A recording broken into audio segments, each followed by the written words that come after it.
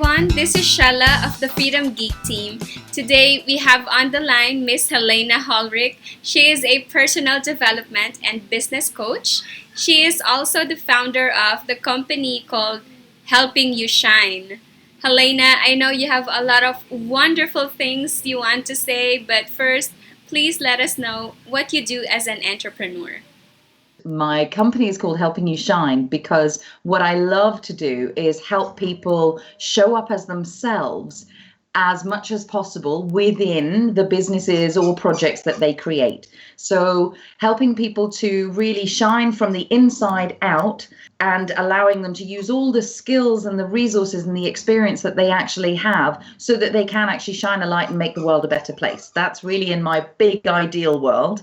How that actually translates is I love to run workshops, online courses, and support people through one-to-one coaching, as well as simply going in and systemizing and shaping how people do what they do in business so that it's easier, more effective, and more efficient. I just love the kind of work that you do. It must be awesome to have someone supporting you and helping you shine from the inside out.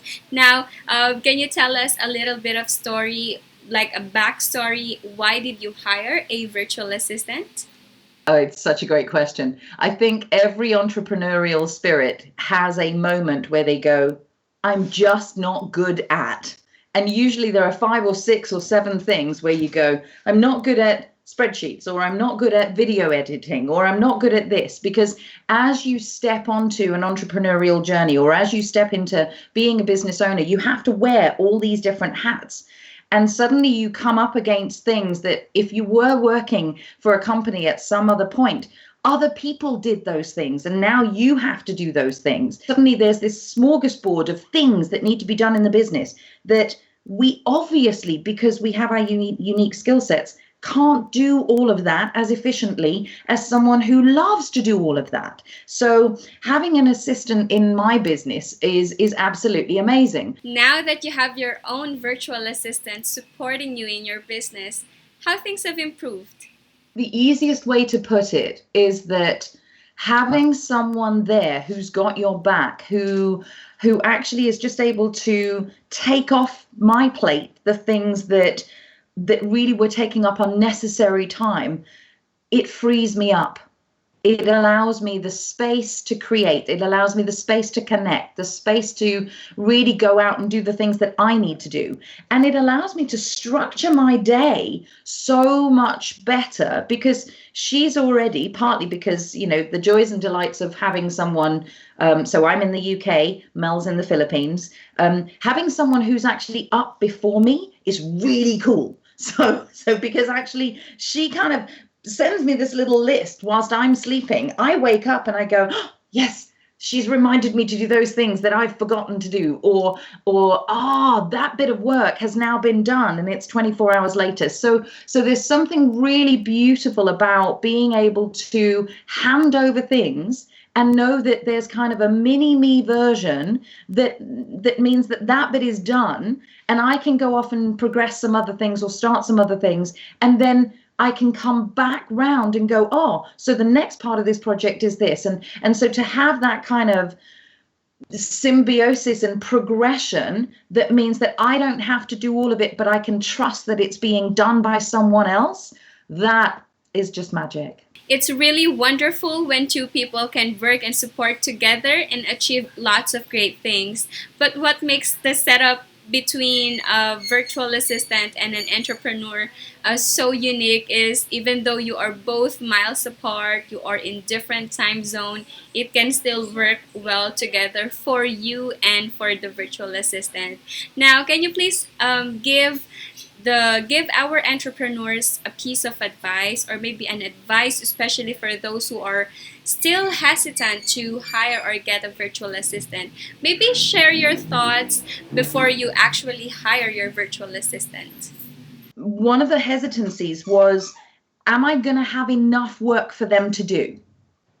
Am I organized enough in my business to explain to them what to do. Get really, really clear. Get yourself a piece of paper and look through all of your filing, your storage, your day-to-day activities, the services that you provide, and write down everything that actually happens and everything that you would love to have happen for the next level up.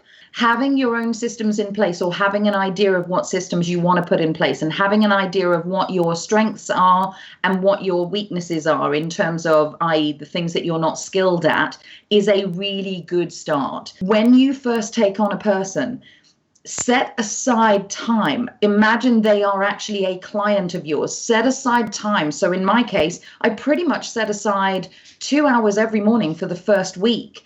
So my morning, her afternoon, where we literally just went through everything in the business.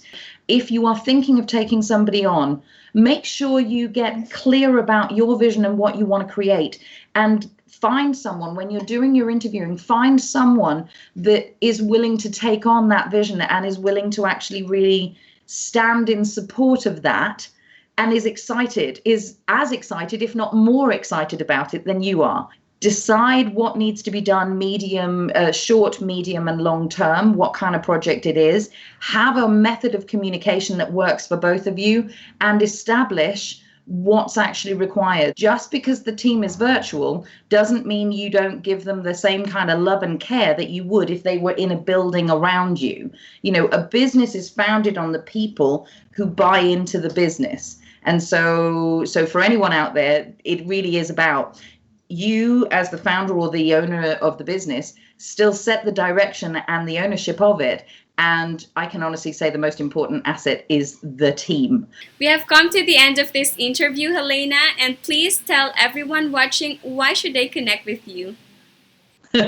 My hope is that by now I've there's a term that people use called, are you Marmite enough? And I think by now people have a sense of my style and how I do what I do. Why people should connect with me is really to shape, structure, and systemize their businesses, and to help them really get to what is the message that I want to bring out. If I don't have clarity around that message, if I don't have certainty around my products, and if I don't have the confidence to get out there, those would be 3 great reasons to actually come through to me. Whether it's whether it's not quite knowing how you should show up in the world, or not quite understanding which of your messages is the one that you can hang the rest of your business on, or whether it's simply I'm still hiding. My invitation is to come and sort of play in my playground as such, come and work with me to actually stop hiding and start sharing, because what you have, I can guarantee you, the world needs. It's been a pleasure speaking with you, Helena, and you have a wonderful day. Thank you. You too, Sheila. Thank you so much. And all the best to you, Imogen, and the team. You guys, I recommend you enough.